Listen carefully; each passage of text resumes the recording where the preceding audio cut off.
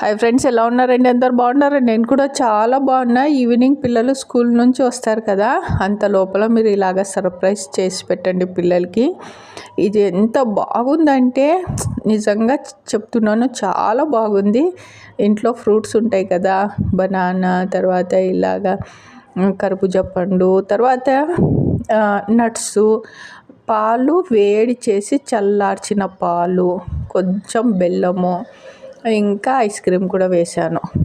ఫ్రిడ్జ్లో పెట్టేసి ఇంకా కొంచెమే చల్లగా అయ్యిందనమాట. ఎక్కువ మరీ చల్లగా ఉంటే పిల్లలకి జలుబు చేసేస్తుంది. కాబట్టి కొద్దిగా చల్లగా అయిన తర్వాత తీసేసి ఇంకా పిల్లలు స్కూల్ నుంచి రాగానే ఇవ్వండి.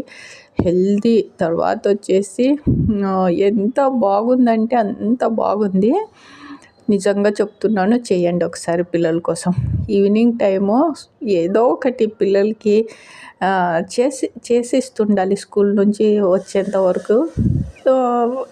బయటివి పెట్టకూడదబ్బా. చాలామంది బయటివి అవి ఏమంటారు, కుర్కురేలంట, నూడిల్స్, గోబీలు, పానీపూరీలు, సమోసాలు, ఇలాగా బయట ఫుడ్ పెడతారు పిల్లలకి. ఇంకా ఈ వాతావరణం చూసినారా ఎలాగుందో.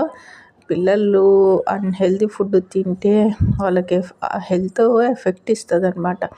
ఇంట్లోనే ఏదో ఒకటి చేసి పెడుతుండాల, మంచిదన్నమాట. చూసినారు కదా వీడియోస్లో నేను ఏమేమి వేసాను అనేది. అన్నీ వేసేయండి. ఐస్ ఉంటే ఐస్ కూడా వేసేసాను.